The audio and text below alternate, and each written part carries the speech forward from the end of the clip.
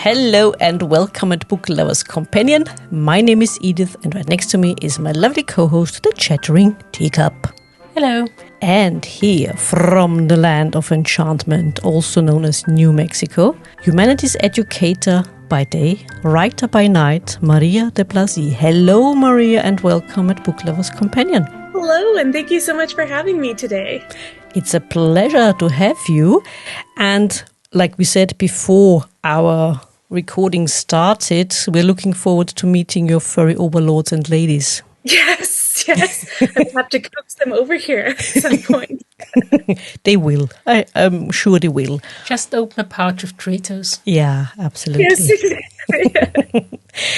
Maria, you are an educator, but you are interested in all things magical, gothic, and witchy. Why is that? Why is that? Tell us about that. That's such a fun question. So I am a huge believer in what I call everyday magic. So we can get lost in kind of the daily grind and, the hustle and bustle of the day that we forget to unplug and realize that life is actually pretty magical. So if we slow down and tune into the wonder of everything that's around us, I think life becomes a little bit more beautiful, a little bit more mystical and enchanting. So, the more I can do to make life magical, the happier I am. I also grew up reading Gothic novels, scary stories, Gothic romances. So I love all things spooky. My dad got me into the Algernon Blackwood's John Silence series at an early age. So I love all things occult detectives and, paranormal, and it's just a lot of fun. So yeah, I grew up with that. And then all things witchy, I call myself a bruja or witch. And it's all about just like reclaiming women's magical identities. I'm mestiza, so I'm mixed race with indigenous, Spanish, a whole bunch of other mixes in there. And so part of using the title of bruja is reclaiming a lot of curanderismo or folk healing practices and things that were really kind of silenced because of colonization. So I really like to celebrate those hidden things. I like to honor just what a wonderful world we live in and the mystery of it too. There's so much unseen in our worlds. So I like to explore all that. And of course, I live in the Land of Enchantment. So, magic is everywhere. Oh, yeah. That's why the name is there, isn't it? I mean, why is it that New Mexico is called the Land of Enchantment? I mean, is it to do with the culture? Like you said, it's about the Spanish past, and also maybe the indigenous people Mexican influence. Yeah, absolutely. I don't know specifically why it was dubbed the Land of Enchantment, but I do think it's probably part of all of that. And historically, when people were coming to the great, wide, wild West, the landscape here and everything was just so different from what people have seen, the sky. And so there is this awe-inspiring element to our landscape that, I grew up with it, so it's my normal. But when I go other places, I realize, oh yeah, most people don't get that kind of a sunset, or they're not used to those wide open landscapes with these towering mountains over everything. So I think that's definitely part. Yeah, indeed. Like you said, the landscape is special. I mean, although we are from a rather small country, we do have our special landscapes as well. I mean, me personally, I'm from a rather flat part of the country, and I always enjoyed it. My father, not so much. He prefers the mountains, and I always feel trapped. Interesting. For example, it's not for me. But like you said, it shapes the people, doesn't it? Also, it really does. And I have friends who are used to the East Coast. They live in the larger cities, and they come out here, and the landscape is a little scary for them because it's so open, and they have a little bit of a culture shock because they're not used to just that openness, and it's a little bit for them to adapt to sometimes.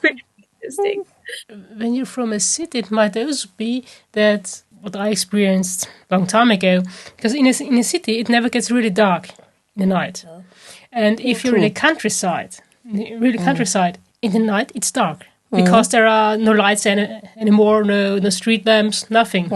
And it's completely different experience. Yeah, absolutely. You said the wide open part of the country. You also mention the river, the Rio Grande. It plays a very vital role in your book, Weep, Woman, Weep. What can you tell us about this book? The book came out in 2021. It was a fantastic read. The complete title is Weep, Woman, Weep, a Gothic fairy tale about ancestral hauntings. Tell our listeners about this book of yours. Yes, well, I'm so excited because I just found out this spring that it won a Nautilus Award, so Books for a Better World, so I was pretty excited. And it is a story about breaking free from ancestral hauntings and the stories that are written for you. And I played with a very scary urban legend that we're told early in our youth. If you have any Hispanic or Latinate blood, we get told the story of the Weeping Woman or La Llorona. And I think a lot of different cultures have very similar stories. But basically, it's a very terrifying story about this woman who, in a fit of rage, throws her children into the river, the Rio Grande, and drowns them. And then she comes out of it and realizes, what have I done? Tries to get them back. And she spends all eternity trying to find her children. So the legend goes, if you hear weeping by the river, it means La Llorona is going to get you. And of course, as kids, we hear all these urban legends about, near escapes from La Llorona and, don't go out at night. So it's always very much a cautionary tale, stay home, be safe, all that sort of stuff. It terrified me as a child. Of course. Yeah. It's always sort of stuck with me. And so when I was writing Weep, Woman, Weep, I really wanted to tell a story about taking something as commonplace as an urban legend and seeing what would that actually mean if someone had survived an encounter with La Llorona. Now, I changed a few things. In the book, I say La Llorona only goes after women. In the actual classic urban legend, she goes after all kids. But I really wanted to explore issues of generational and ancestral trauma, and specifically this idea of colonization, how that, the character Mercy, she has this sort of fractured cultural identity and fractured history. She doesn't really know where she comes from. There's all this pressure about cultural assimilation. And then we have issues of generational stuff, the stuff that gets, the traumas of the home and the domestic sphere gets silent. And she is slowly trying to break free. When she has her encounter with La Llorona, I'm trying not to give too much away, she survives. And as far as she knows, she's the only survivor. And she thinks she's okay, but then she comes back with certain abilities. So the story is very much about her finding her way towards joy when she's never really had a roadmap for what that should look like. The Weeping Woman. The first thought I had when I read what you mentioned in the book about her past or how she became who she was, I thought of Medea. Is that, or do you think there is a slight connection between, because both women murder their children to slight the husbands and are angry at the husbands for what they did or not did? Or maybe it happened more often than we think. Oh, and that yeah, is why it's or maybe in that. present different cultures. Yeah. Absolutely. I think it's definitely, you get the cultural overlap and these archetypal energies that appear, across cultures, across centuries. And I really think it's speaking to these unspoken histories that women go through, right? And La Llorona's story, I mean, you really do sympathize with her. She's in the way I try and tell it in the book, it's like she's in a difficult spot. Now, the problem is that she then perpetuates that trauma and inflicts it on other people. Yep. And that's when she becomes demonic or not good. It's like you can empathize with her situation. And there's many characters in that book where you can empathize with what they've experienced. But the line gets drawn when you realize they're then perpetuating that trauma on others instead of figuring out how to heal that and stop the cycle. So you get the characters who just keep going down the dark path, and then the characters in the story who are saying, well, how do I change this for good, myself and for the people who come after me? Yeah. Yeah, but isn't it also true in real life? Because often people that are traumatized or victims and are unhappy with their life, they continue this cycle because they don't know any other way to go on. And so they do the same thing that happened to them. Yes. So that is absolutely true. And one of the reasons why they do that is because they don't see life as being any different. There's no clear roadmap for how things can be different. And in Weep Women Weep, you see Mercy getting little signs that, or examples from people that things can be different. So she's looking at people who break the mold of what her life experience has been. And she's using that to inform herself and say, okay, life doesn't always have to be this hard, or relationships don't have to be products of abuse. There's other ways. And so slowly but surely, she builds her new life for herself. And one of the ways she does it is through reading, because I'm a huge believer in story magic. I think, we are drawn to the stories that heal us, or the medicine. They have certain medicine for us when we pick them up. So, she's just devouring these books that are really teaching her about all sorts of ways of being outside of her own experience. And that's part of what heals her. And what I liked about this book was the fact that you chose to tell the story in a first-person narration, because it gives us a very intimate point of view as a reader, and we are constantly on her shoulder or in her head. And like you said, how she tries to break the circle. I mean, isn't it also true that the weeping woman is, in the end, someone who tries to rein in all the other women? Oh, absolutely. And when we talk about things like, toxic patriarchy or, all those other, terrible isms, what I think often gets left out of those conversations is that sometimes it's women perpetuating that violence on other women.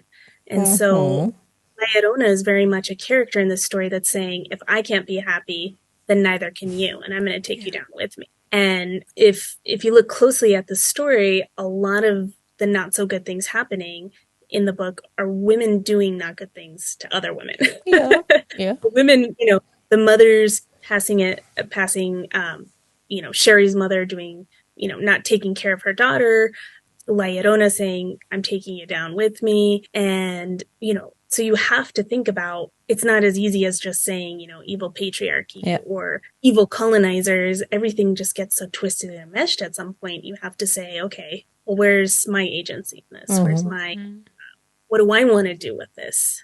But was it the only way of life to know, I guess? And the other thing is, it takes courage to speak up, be the only one. I think that's also a big part why it continues, because people are afraid to be the only ones to speak up and bear the results. Oh, I completely agree with you. And when you get into communal and cultural enmeshment, I mean, it's impossible to break free. In many ways, Mercy was only able to break free because I think by the time she gets taken by La Llorona in her life, she feels like she doesn't have much of a choice.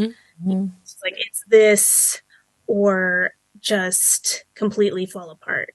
And so, and it's just her. So she's kind of isolated. And so in a lot of ways for her, she's like, well, I've got nothing left to lose at this point. I've pretty much lost everything. And so that's kind of her breaking point, which I definitely think it's a lot harder when you have so much more enmeshment. And that's actually what I'm working on in the sequel to this book, which is Santos's story. And his is one of too much enmeshment and too many voices, and he's struggling to break free and he actually has quite a bit of love in his life, but he's trying to differentiate. And what happens when people are too on top of each other, it's harder to figure out what's the right thing to do. But when you're always trying to keep the peace, it gets messy.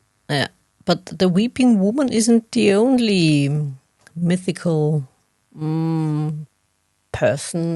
creature in this book of yours. There's also the bone woman, and where I got the impression, correct me if I'm wrong, of course, that where the weeping woman tries to rein in the women and how to behave, they have to follow the rules because she had to follow the rules.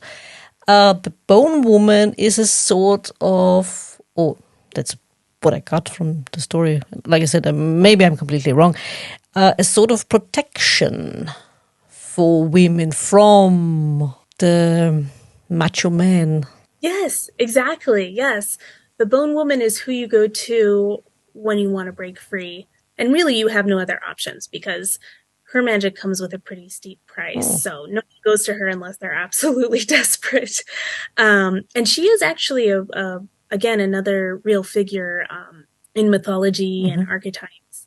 And she does come back again in the sequel about Santos. And we get introduced to even more mystical creatures from the Southwest desert. Ooh, okay.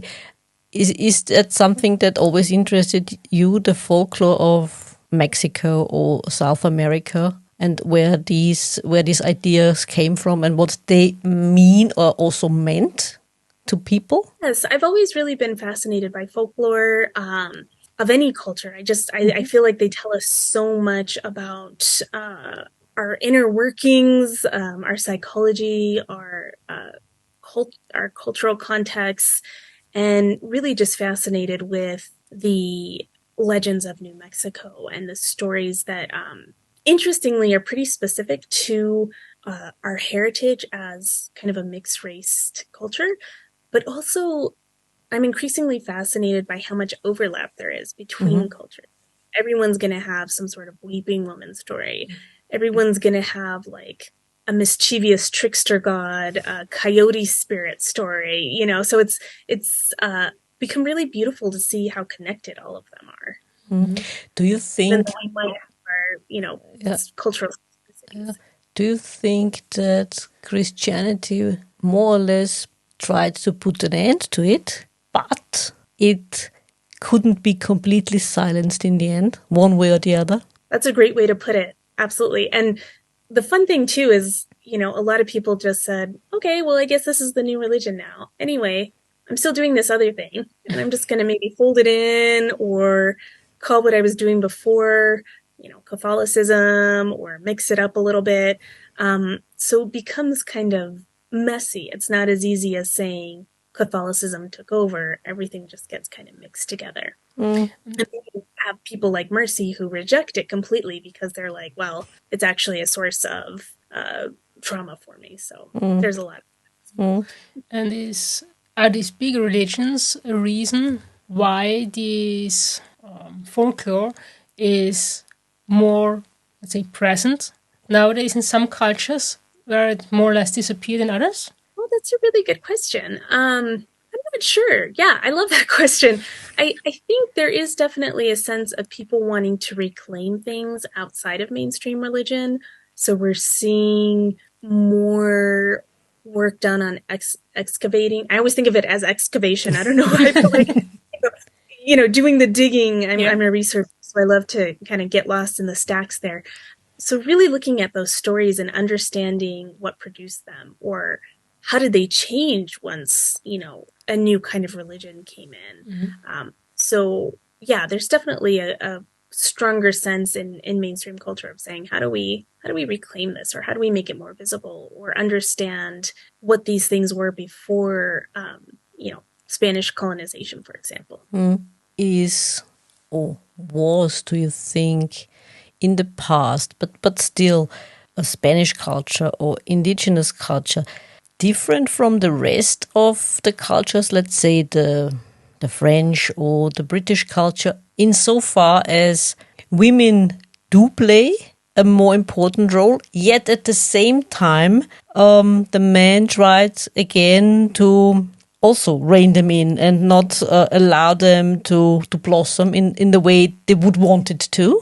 I think so. I mean, I think, again, there's those universal struggles. And, everyone, I was going to say it's different in some sense because in indigenous cultures, women had typically more prominent and respected roles. And in a lot of folk conjure practices, you had the medicine women and the healers. But, now I'm looking at other, I'm learning from my friends and other folklorists, and, those figures are present in every culture. So I think it's, the conjure folk practitioners, the medicine women.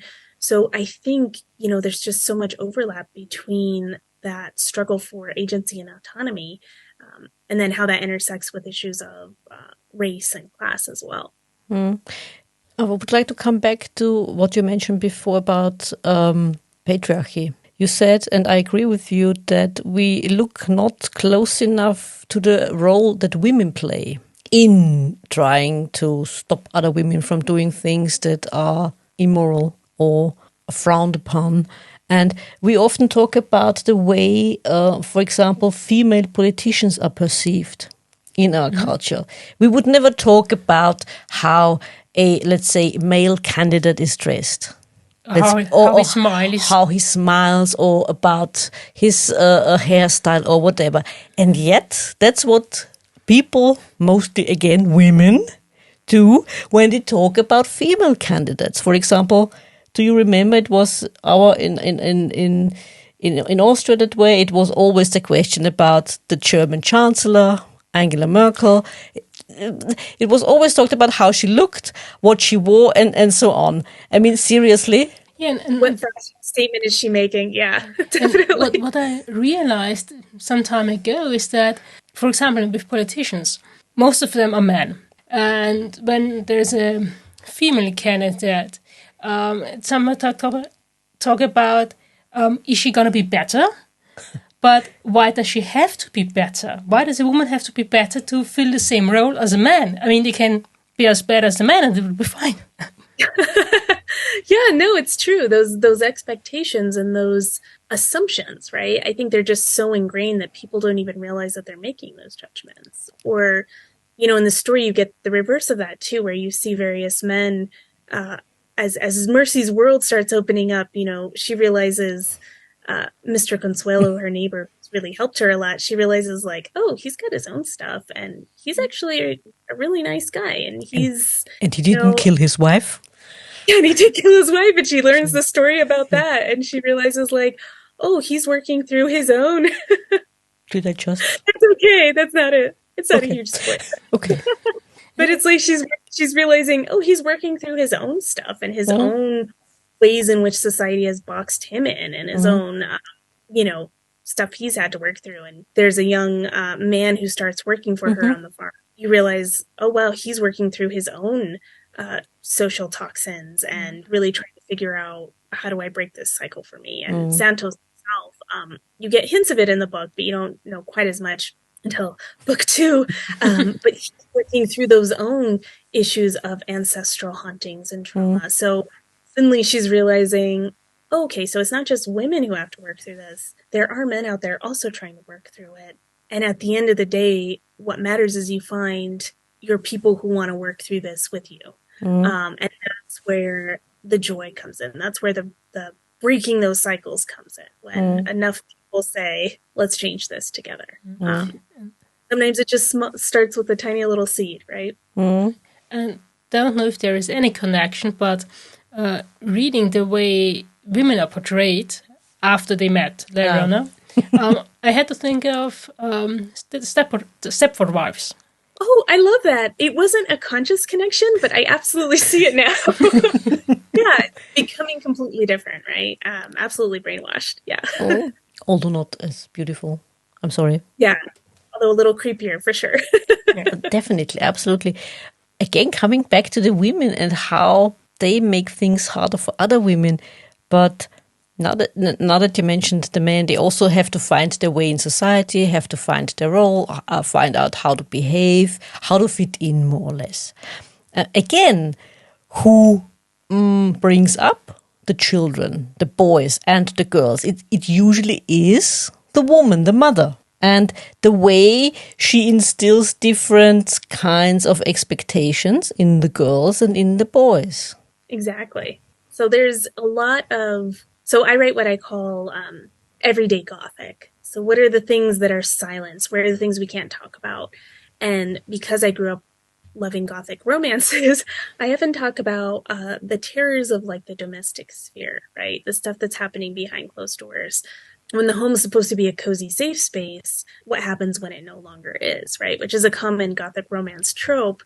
So this book is really unpacking, all right, how do you reclaim that space? You know, Mercy, and without giving too much away to the plot, she literally reclaims that home space for herself. And again, interestingly, ends up providing a roadmap for others, like the young Jesse, who never grew up in a home that was very healthy. He then starts seeing, okay, I have other ways I can be. I can do other things in the world. So her fundamental decision to choose something different, to turn away from perpetuation of generational trauma, is setting in motion that same thing for other people, more than she even realizes at this point in the story. Do we also have, even as women ourselves, have different expectations of women? How women should behave? Absolutely. And Mercy herself has to grow out of quite a bit of that, because she has certain thoughts of what it means to be a woman, and it means to be, you know, sexy or vital or free. And she just kind of learns through trial and error, actually, I don't really like this. Actually, this doesn't work for me. Maybe I do want to try this thing over here. So a lot of it is her working through those kind of internalized assumptions of what a woman is supposed to be or what a woman is supposed to do. I think, regardless of if you're talking about men or women, I think the more expectations that are put on you, the harder it is to know what you personally really want and to break out and do something different. It would be probably much easier if she would have moved away. So it's quite brave to stay where she was and try to change. Yes, and I'm a huge fan of creepy small towns as settings for stories. I think there's just so much to do there. And I thought, you know, she does have a moment where she's like, I could have moved away, but, you know, I think Layadona's just going to follow me wherever I go.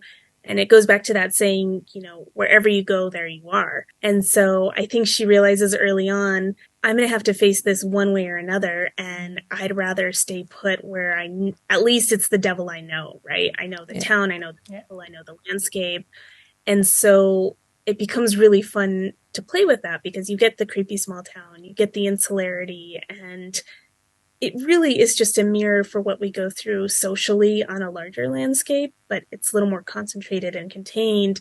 And then you get to see her slowly changing things in the town. Suddenly it's not just completely creepy with a bunch of terrible people. It's, oh, there's other people here. And as her consciousness is raised and her awareness of the world around her becomes more expansive, she then begins to see there are other pockets in the town and other people really trying to change things. And she's pretty much tied to the land at this point. She's not quite sure what she would do or where she would go. So it becomes a story of, you know, you can try and outrun your demons, but at the end of the day, if you don't make friends with them, you at least need to, you know, I don't think she and Laodona will ever be friends, but she does kind of come to terms with the fact that the weeping woman is a presence in her life, and she gets to determine how she's going to react to that, right? You said the small towns, or let's even say villages. You think you know everything about each other, but at the end of the day, what goes on behind closed doors is, like you said, it's creepy, maybe sometimes even creepier, and we do not always know what's really going on, and that makes it even more scary. Is it so creepy and scary because we think we know about the others? Because in a city, you know you don't know about them, and it's not creepy. Exactly. Maybe. There's a little bit more, I think, anonymity in a city, which I think can have its own, you know, gothic elements of, you know, feeling disconnected. But I think the idea of like a small town or a village, you know, I always think of it, it sells like that kind of Hallmark picture of like, everyone knows each other and, you know, everyone's friends and, you know, it's like a loving community. But the reality is typically, you know, never that. You get is a lot of complicated dynamics, and typically dynamics that sort of celebrate conservative values, and those become creepy in their own right, or these things that basically are designed to get people to maintain the status quo. And because the village or the town is so small, it's really hard to find that agency or autonomy. And so for Mercy to be able to do that is kind of a huge deal. But for her, it's books. But in this day and age, and even, let's say, with the starting of the internet, isn't it also easier for people to find out what's going on out there in the wild? Yes. I mean, I think the internet is a beautiful place. I know it can also be a strange place, yes. But I think it has really connected people all over the world. And this is what I love about being an indie author. I mean, I have indie author friends from all over the world, and it becomes this really expansive, beautiful place where you realize you're connected to people in a way that you wouldn't be if you were just confined to your, hometown or place that you live, which can start feeling a little insular in both good and bad ways. So yeah, the internet is really an expansive place for people to just find the people they need and to find the stories they need to heal. Yeah. And so a small town isn't as secluded as it was anymore because there's a connection, immediate connection with somewhere else. Yeah, maybe it still is in the United States, because the things we sometimes learn about the United States, it's not that, let's say, for the average person that advanced as it is, let's say, for the average person here in Europe. With it advanced, I mean access to, like you said, the internet or other things. Yeah, and that is true, because not all rural communities have reliable access to like Wi-Fi and stuff like that. Yeah, unfortunately. Yeah, it's the same here, but not. I mean, Austria is more compact. I mean, it's easier. Yeah. You don't have to travel that far to get your Wi-Fi connection. Be honest. I know. Yeah. There's no desert in the middle. Or something. There's no desert in the middle. No, definitely not. And there are no high mountains like the Rocky Mountains or something like that. I mean, the Alps. You can go around. Don't count in this regard. So it's not that hard. Maria, are you a fan of Buffy? Oh my gosh, yes.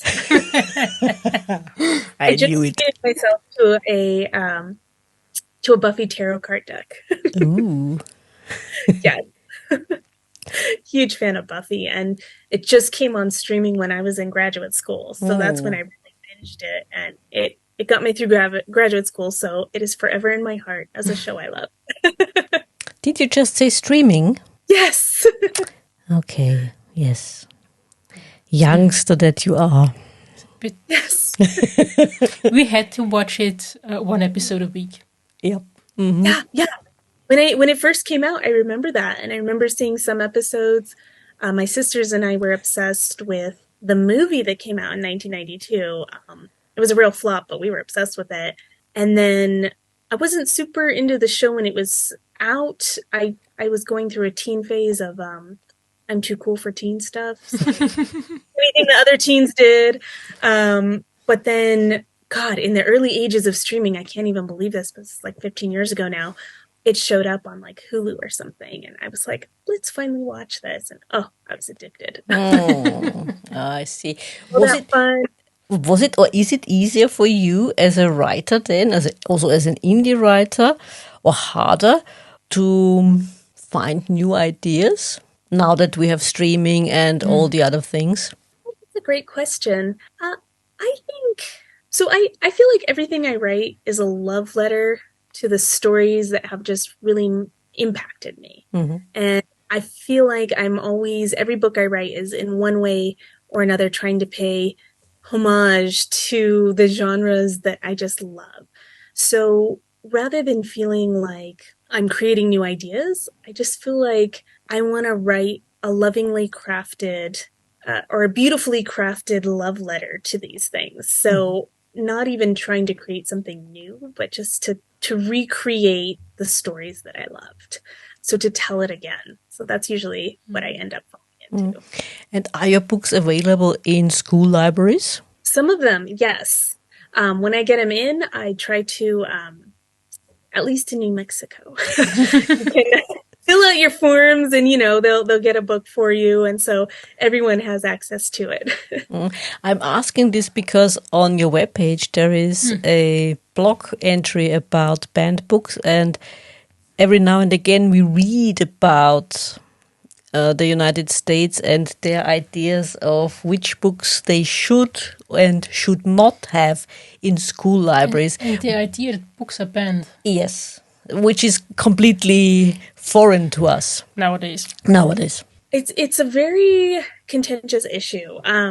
Because obviously I'm against banning books, even if the books are, problematic. I think we need to have that discussion of what's going on in those stories. Especially now we're trying to look more seriously at, our terrible histories of racism and all that stuff. But rather than sweeping those under the rug or banning those books, I would rather say, let's have that conversation and let's look at the historical and cultural moments and social moments which produce those texts, right? But then, you always get the people who want to regulate who can read what. And those typically happen in more conservative places, unfortunately. So yeah, it's still very much an issue. It's a sad one, but I do think it's nice to see that there are more people really advocating for reading banned books and having that sort of freedom, intellectual freedom to explore, and getting over the idea too that you can read something without agreeing with it. Or you read stuff that makes you uncomfortable without feeling like an immoral person, or like it's gonna, you can say, the books are designed to challenge, right? And part of that is to cause discomfort. Yeah. So, very, very pro-ban books here. Were we ever worried it might happen to your books? I mean, in the sense of you won't get them into the school libraries with the content? I'm sure there's going to be someone to find something to censor, in my books. But I think, then it provides a really interesting conversation of, well, what is it about the books that's setting them off? And that to me is a very juicy conversation. Right?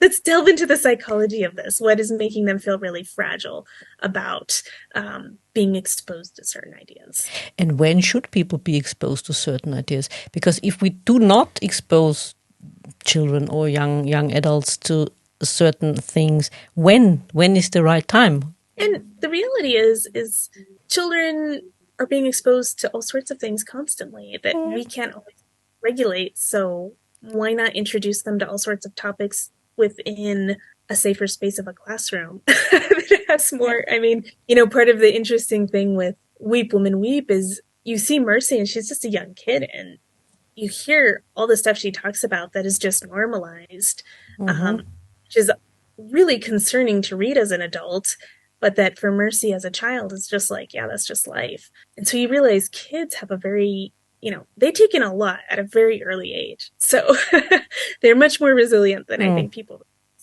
Yeah, I think so too. They're more resilient than adults usually give them credit for. And they realize and know a lot more than people think and parents think. Exactly. Yeah, exactly. And you can't monitor them constantly. I mean, some parents probably think they can, the helicopter parents, but it's not real. I mean, for example, think of the mobile phone, and I'm glad we didn't have them when we grew up, because when I think of parents constantly calling their children at school, I mean, come on, give them a break. I mean, what's wrong with you? I mean, back then, when you walked down the street, turned around the corner, you were out of sight. Yes. And nobody was there to monitor you. Yeah, I know. It's such a different generation now of, we talk about that all the time. I don't know if y'all have this term there, but the latchkey kids, where, you just leave in the morning and come back at 5 for dinner, and, or you walk yourself home to school. Or a friend of mine, she used to take the subway home. And she's like 8 years old, and she has kids now, and she says, I don't know, I could never let kids take subway alone. But how did I ever do that as a kid? Yeah, exactly. I mean, it's the same here. I mean, during the summer holidays, like you said, I went away in the morning, I came back for lunch, then I went away again, and came back for dinner. Yeah, but There was one scene in the TV show, I think it was called Wonderful Years, where it was set in the 60s or 70s, and the narrator wasn't present. I think it was in the 80s or 90s. It is present. yeah. And he was a teenager back then, and he said something that he went out and in the evening and said, but you didn't have to worry to end up in a dump. Yeah. Because it was a different world back then. And I think a lot of parents nowadays hear so much bad stories that they're afraid and try to monitor everything, which makes it even worse. Yeah. It's a different landscape for sure. Yeah. Yeah, but isn't it is about bodily harm befalling children. Okay, I get that, of course. But what about this fear of, I don't know, like you said, challenging your thought process? What's wrong with that? Isn't that what we should do? And how we learn? That's the $1 million question, and that's what I'm really working on in my classes now. So I teach in higher ed, and there's been this real fear of, which I understand, people are afraid of being called out for having the wrong idea, or they feel like they don't know enough, so they're afraid to engage with things. They don't want to be wrong, or, so there's this real climate now of people being afraid to just learn and explore and do it in a way where no one's going to get roasted for having the wrong idea. It's like we're just having an intellectual conversation. We're just exploring and expanding our world. So I've been putting a lot of work into figuring out how to create that space so that they can have more freedom to just explore that in a way that's joyful and productive. So if I ever figure out the magical formula, I will be happy to share it with you in all of the books. Yes, please do. And because if you do not challenge people, doesn't that mean also that creativity is dying? Exactly.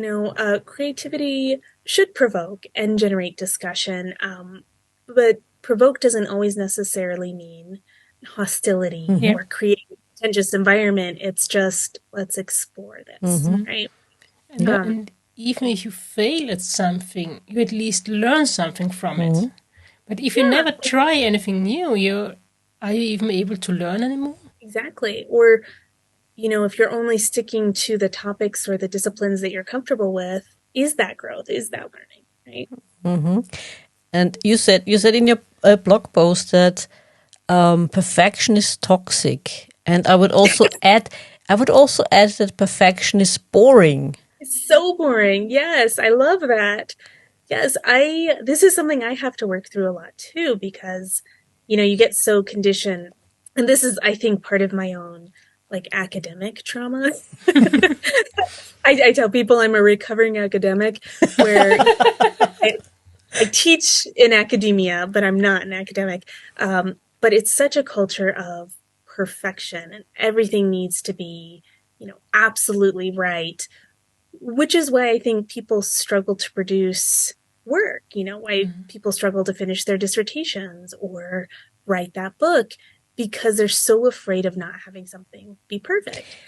And when I started writing and blogging, I just said, I need to get used to making a mess and having it out there in the world and just being okay with it. There's great stuff on that blog. There's mediocre stuff. There's, forgettable stuff. And there's whatever.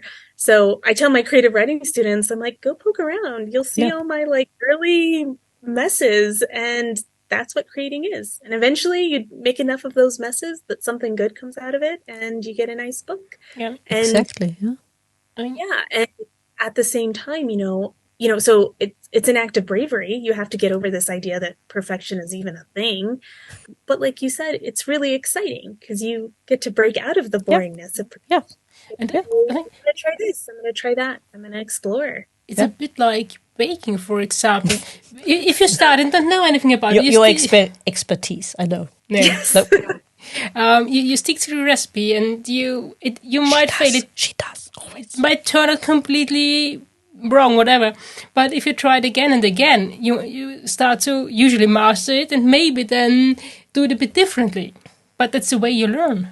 Exactly. And I have students because I teach creative writing classes and I run a creative writing group. And they'll say, well, everything just seems like it comes so naturally to you with writing. And I was like, that's because I spent 10 years trial and error and just really embracing the mess and the typos. And yeah, I love the baking analogy. It's like you say, oh, that kitchen experiment didn't go well. Okay, noted. Let's make some adjustments. Or this story's not coming together quite. How do we, fix this?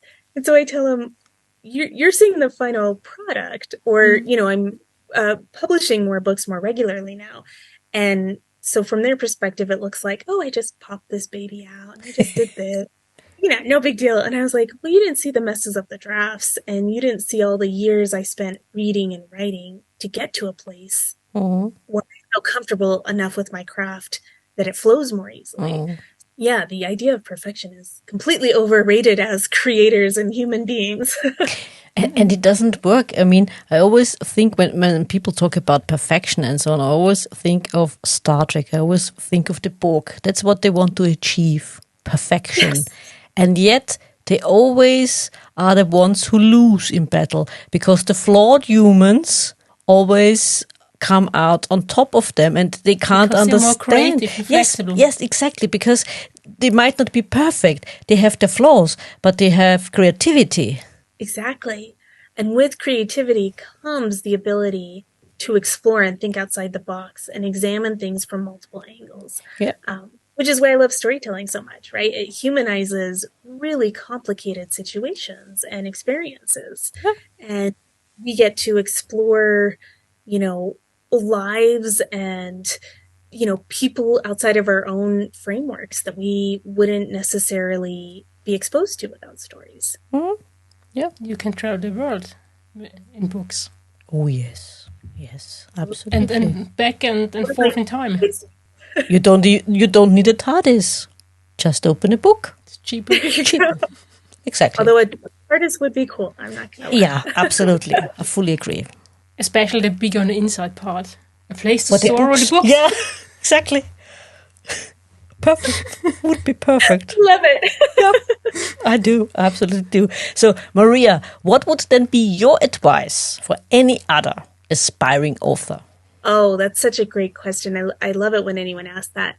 I would say just start writing and then keep writing, and, stuff your inner critic, put that energy in a mason jar and, give it to Leodona, throw it in the river, do whatever you need to do, but just keep producing and keep reading stories. And the more you kind of stick with it, the more it'll catch on, and the more you'll start finding your voice and where you want to go with it. Mm-hmm. Okay. And your plans for the future? You said there's a sequel, but what else is there in the making?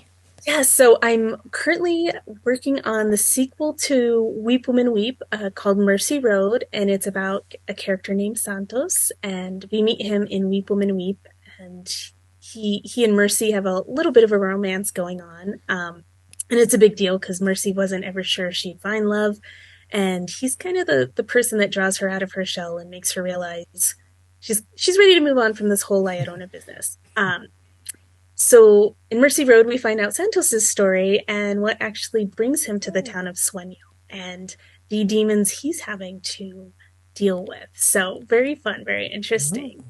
And so I'm working on that. And then this August, I'm having a book release. It's nonfiction, prose poetry. It's called Conversations with the Tarot. And it's a study of the tarot I did, in which I wrote 78 word stories for each of the 78 word cards in the deck. And so I call these stories like little spells or prose poems, where I really wanted to learn, how do we engage with the tarot? How do we develop a conversation with it? So I did this project for about 2 or 3 years, where I'd pull a card every week and just write about it. So the book is that project in bookish form. We have our tarot image and our prose poem that kind of reflects, what is synchronicity, what's going on in my life, what am I feeling when I look at this card. So let me give you a little story about that. And then on the next page, I have the insights, where I talk about here's what this card means, here's what was going on in my life when I pulled it, and here's what you might think about if you ever pull this card. So it's very much an exploration. It's not a how to read tarot book, but it's an exploration of how to begin your own tarot studies if you're interested. So kind of getting away again from this idea that you have to be a perfect master of the occult to read the tarot or anything like that. You can just be a joyful amateur that says, I'm really interested in this and I want to explore it. And so this book is basically designed to encourage anyone who wants to study the tarot or just enjoy a little bit of everyday mysticism to explore that journey. I also think it's a book of divination in its own right. So people can think of a question and then randomly open the book and they'll get their card and their insight and their little spell for the day. So it's a lot of fun. And it sounds like quite a personal book. It is. It's very personal. It's, looking at the intimate journey of what it means when when you start conversing with the tarot, and I keep saying conversing because I feel like it's a conversation. So instead of saying, tarot, tell me what to do with my life or tell me what my future holds, I feel like it's, you put on a pot of tea, you sit down at the kitchen table and you're chatting with a friend, and it gives you a better sense of what's going on in your life and how to check in intuitively with yourself. So it's very personal. And I picked up the tarot at a time when I was trying to get better at trusting my gut feelings about things. And that really helped me reconnect to myself. Again, I have a very cerebral profession, so it's really easy for me to get lost in my head and disconnected from my body and my feelings. And so the tarot came to me at a time when I was really needing that whole mind, body, spirit connection. So yeah, very intimate book, very personal, but from the early reviews from people seeing, it's also quite a universal experience, helping people connect to themselves and using the tool in a way that's just deeply intimate for them. They don't have to become professional tarot readers. It can just be something they enjoy doing over their first morning cup of coffee and all of that. So okay. 2 more intimate questions. You don't have to answer them, of course. Is it necessary to have a black cat to do the tarot? And how do you drink your tea? Oh, okay. First of all, black cats I feel like are essential. They're delightful. So I have my first familiar smoke, who was named after John Silence's cat from the Paranormal Investigations series. So Algernon Blackwood series. And then I just recently got him a companion because I worry that he's alone a lot when I'm out and about now more. And so his second friend is Juniper, who has a lot of trickster energy in him. So I find that they are both essential to my tarot reading and writing. Okay. And how do I take my tea? Ooh, I have really gotten into herbal teas, which I know technically some people do not consider to be tea, but I do. Oh, there you go. Yes, I know. They're tisanes. But so I love them. My mom is a ceramicist, so she makes these beautiful ceramic mugs. So I like to make a pot and just have it plain, no sugar, no milk in those pots. I do sometimes enjoy a really lovely cup of Earl Grey or the Lapsang Souchong, sort of smoky black tea in the afternoons too. Again, no milk, no sugar. Teacup, do you agree? That's fine. It's a matter of personal taste. Yeah. No coffee? Oh, I do love coffee. I have to have coffee in the morning. Yes, I need my morning cup. Okay, good answer. Maria, is there anything else you would like our listeners to know? I think that's it. Thank you so much for having me. If anyone would like to stay in touch or learn more about me, they can find me at my website. It's just mariadeblassie.com, so just my name. But thank you so much. I've been so looking forward to chatting with you both. Thank you for coming on. Cat lovers. You can never go wrong with that. It was a pleasure to have you on. Thank you. Thank you. You did enjoy this episode as much as we did? Then hit subscribe and don't miss the next episode. Also, make sure to follow us on Twitter, Facebook and Instagram. If you like to support us and buy us a coffee, you can do so via Buy Me a Coffee and other platforms. You can find all the necessary links in the description. Until next time.